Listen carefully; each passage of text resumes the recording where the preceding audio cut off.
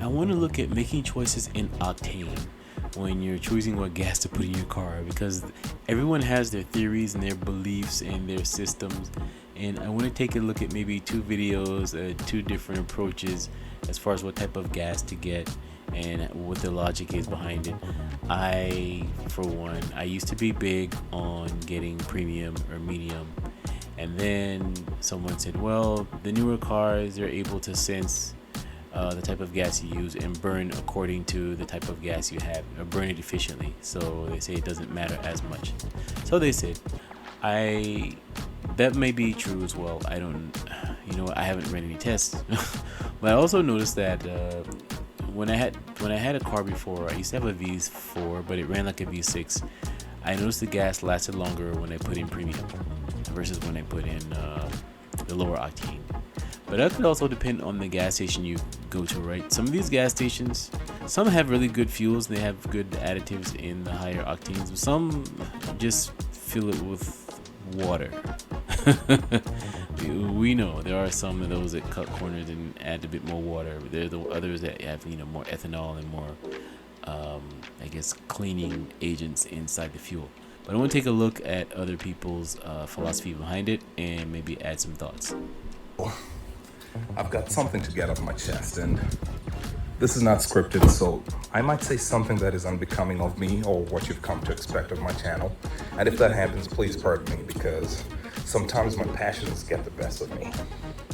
When it comes to automotive conversations, my least favorite topic is fuel and what kind of fuel to use. And I love a good debate, don't get me wrong, but I hate talking about what octane fuel to use for your vehicles.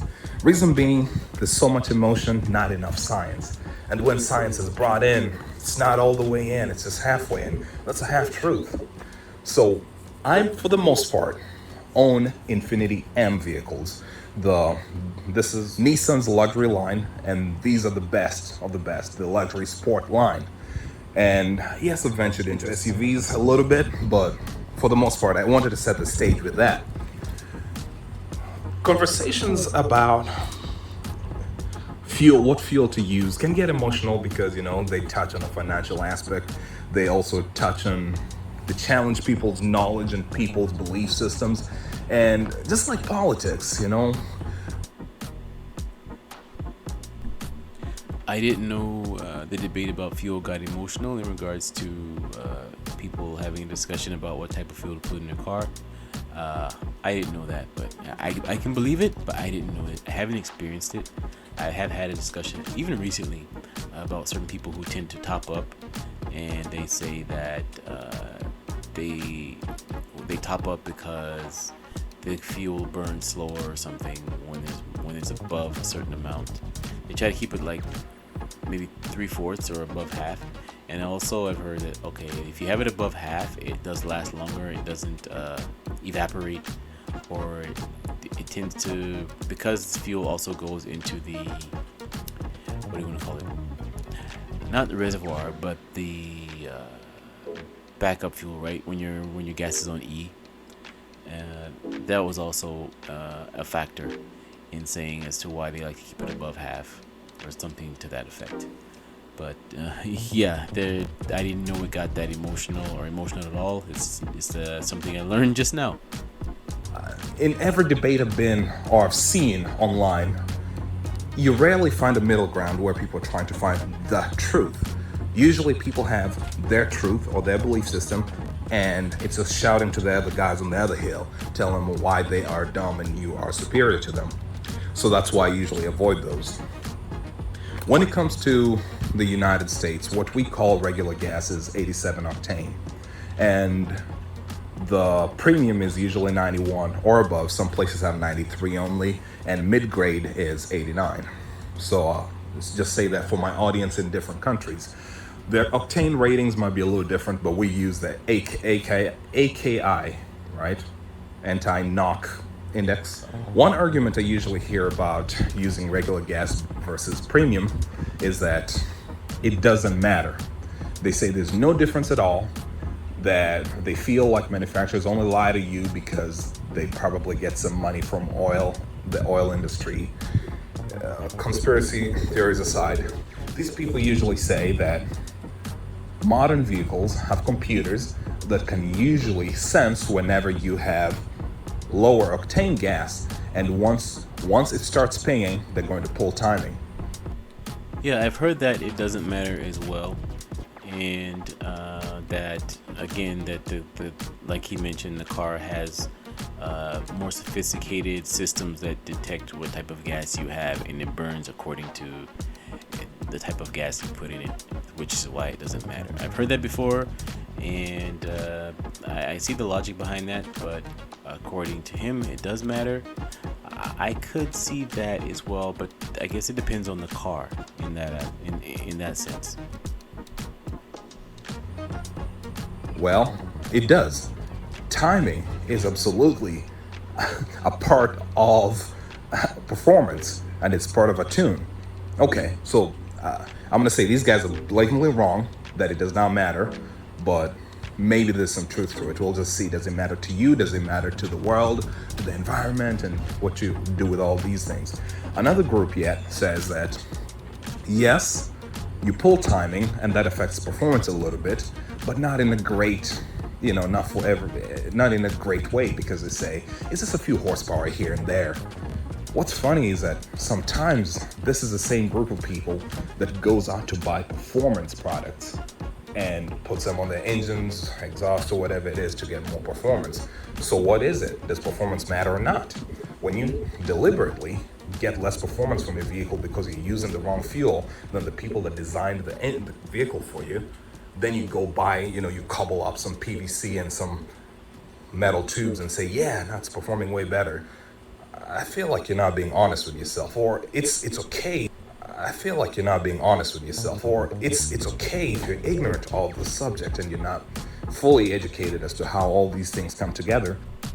I can admit I am ignorant, very ignorant about the subject, and I don't completely understand how all these things come together, especially with so many different manufacturers and types of engines. I mean, we're all, some of us are varying knowledge, I mean, as far as like changing oil, changing a couple tubes, making sure you have things tuned up. Yeah, I mean, I can do that, even though that's becoming more of a challenge with the newer cars and making it hard to do everything. It's even hard to change a tire because they use the gun. I'm not sure about my sound effect there, and to the point where if you pull out the 2x4, you have to jump off the top of your hood of your car to get it to turn, and who knows, you probably wrecked the thread in your nuts and bolts there. So that's a whole other topic. But yeah, we can all share knowledge and learn, because I can say I'm not a mechanic. I'm ignorant of the topic, and this is why I am looking it up. But I think, we should be more open to hearing the reasons behind these decisions. When you make an engine, when you buy a vehicle, for very many reasons, right? You buy it because of the size, the way it looks, the power, for example. Maybe you were given the vehicle, so you really don't have a choice. That's fine, okay? All these factors, there's a buyer factors, and then there are builder factors. Sometimes as a buyer, you say, why didn't they do this? Why didn't they do this? Because the manufacturer looks at different things. There are three main pillars. There's power, fuel economy, and emissions. Those are the three main things. Even if you come up with a new design and you think, oh man, they should have done this, if it doesn't pass that test, then that engine is never going to see the light of day. There's another part of it. How much does it cost to make, right? Other factors. If it costs so much money to make, the engine is never going to show up. Then there are other things. When we buy V8s versus V6s, you can get a V6 to deliver the amount of power that these vehicles do. He's got a point there. You can buy the V6 with the power of a V8. I've had a V4 with the power of a V6. I even I don't like to admit, we've probably all done it, unofficially race someone with my powerful V4, and I beat a V6. I knew theirs was a V6, and I had a V4, and I beat them past the next light. And the same can be said for the powerful V6 versus a V8. There are other attributes in the V6 that packs a more powerful punch with a smaller engine. It also gives you more fuel economy for that. So he's got a point there. It depends on the type of size of engine and the punch that it packs. Versus V6s. You can get a V6 to deliver the amount of power that these vehicles do as V8s. I buy them for refinement. It's not just about that number, the bottom line. It's about how well does it deliver that power. And generally speaking, naturally aspirated V8s like the M45, one of the smoothest vehicles I've ever driven. So there are different things that people look at. So on one hand, you could say, I don't care about emissions. So screw that. I don't care if it's not running perfectly. I don't care about fuel economy. F that. But then that's a weird thing about fuel economy. Fuel economy. Fuel economy has economy in it. We're talking about numbers, money. And usually when people talk about premium versus regular, no one says I'm using regular because it's better for my car. It's usually because it's better for my pocket. That's usually. I can say that I did buy premium or even mid-grade because I thought it was better for my car at that time. And when fuel prices went up, that's when I said, okay, this is better for my pockets, right? Depends on where we are in our lives and where our environment is. So both can be true. I was one of those people that, hey, this is good for my car, until I couldn't afford it. This is good for my car anymore. But I did learn that it wasn't bad on regular. I had a mechanic say, hey, it burns the same. He was of that mindset that it doesn't make any difference. So I'm still on the fence because you hear so many opposing views on this. I wanted to make this video much earlier, a few months ago. I've actually wanted to make it for years, but just wanted to be a little sensitive about what was going on in the world and fuel prices. It just felt the timing wouldn't have been right to make a video like that. And I don't know if this is the right time either, but I'll be releasing it. I've decided to do that. So when I buy these M's, right, this is an M56, Q70 5.6, same engine, M45, FX50. These are all V8s from Nissan. QX80, which is called the QX56. I buy them because power delivery is good. I buy them because I want a level of refinement. Fuel economy is not the best, but it's not a concern for me right now. And, there was a time where I do understand people's concerns. I'm not saying that their concerns are not valid. It's just that don't use the argument on science if you're not going to follow through with it and actually think critically about it, right? There was a time premium fuel was usually, 30 cents more than on a gallon basis, 30 cents per gallon, more expensive than regular fuel. Right now, I've seen it swing to up to 60 cents more per gallon. So that means if you have a 20-gallon tank and you chose to forego regular and go for premium, you're paying a whopping $12 more to fill it up.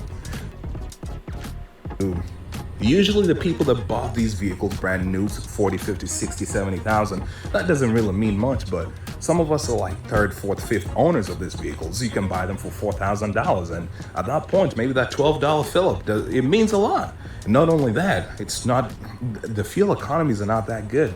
I usually say if $12 is gonna make or break you, you have the wrong car all in all. And I'm not. That's kind of funny, even though $12 can make or break some people these days. But I get. I don't think he meant it that way. I was going to bring up that I had, speaking of smaller engines or different engines, I had a neighbor that had a hybrid. He had a big truck. It was a hybrid, and his fuel economy was the same as those of us who had. My other car is kind of what do you want to call it? Economy size, and he burned the same amount, even when the fuel went up, because he had a hybrid truck. He says to fill it up, he paid I think at the time when fuel was high, it cost him maybe $70, and he said he didn't lose anything on power, which I would like to see that. I'd like a hybrid truck myself, and I want to see how that feels power-wise and as well as fuel economy, although I expect the fuel economy to be good, just for the simple fact that it's a hybrid. all in all. And I'm not saying that in an elitist way. I'm just saying the fuel economy, if you look at it, the fuel economy of that vehicle you're driving is horrible. You know, that premium versus regular doesn't really make a difference. Get a totally different car whereby even if you use premium, it doesn't really matter. But again, these are not the kind of conversations you can debate with people in social media. You know, it just gets a little out of hand. He does have a good point. You should get a totally different car if it's affecting your fuel economy and that's important to you. That's pretty much a pragmatic approach, and I pretty much agree with that. I don't want to spend too much time on this video. There is another one I'd like to look at with a different view, and that one, again, with somebody like me sitting on the fence, it's going to be interesting how I compare the two. Do you think premium gas is free of ethanol and the best choice for small engines? Do you ever treat your car to an occasional tank of premium because you think it cleans fuel injectors better and provides more power? If you've ever been confused by which gas to use and why, this story is for you. We consulted gasoline expert Fred Wallace, and he gave us the lowdown on regular VS, premium fuels, and answered all our burning questions about gasoline.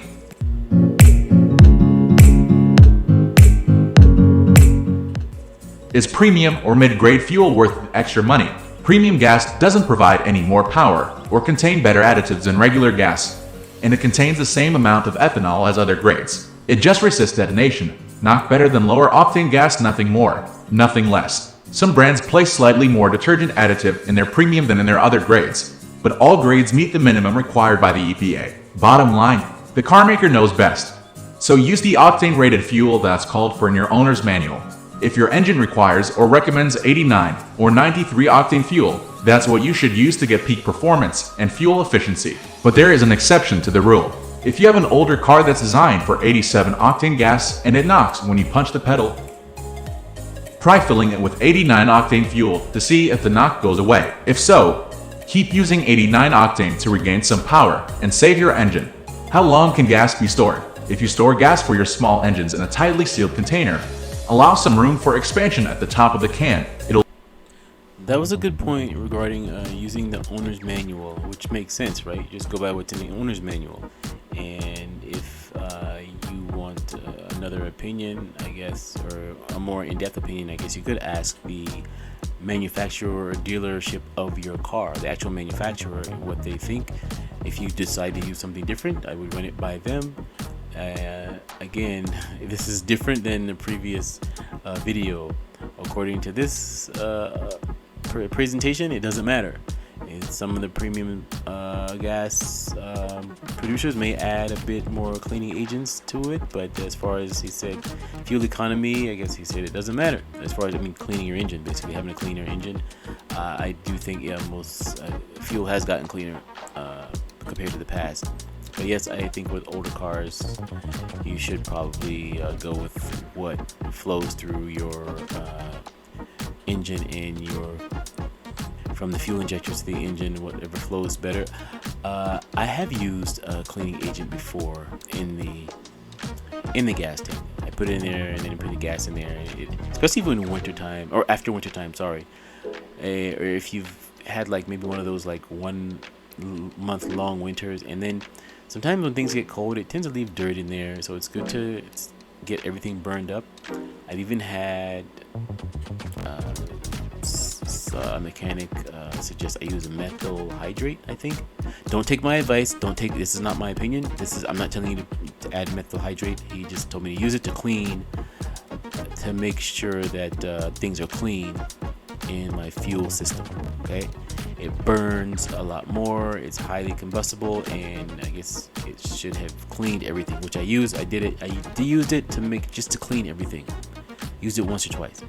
But yeah, I think there's varying opinions on this, like the guy mentioned in the previous video, as this one said it doesn't matter, and in the previous video he thought it mattered. I just say, I guess when in doubt, go with the owner's manual. I'm not gonna spend too much longer on it. I appreciate your time. Please like and subscribe, and thank you very much for listening.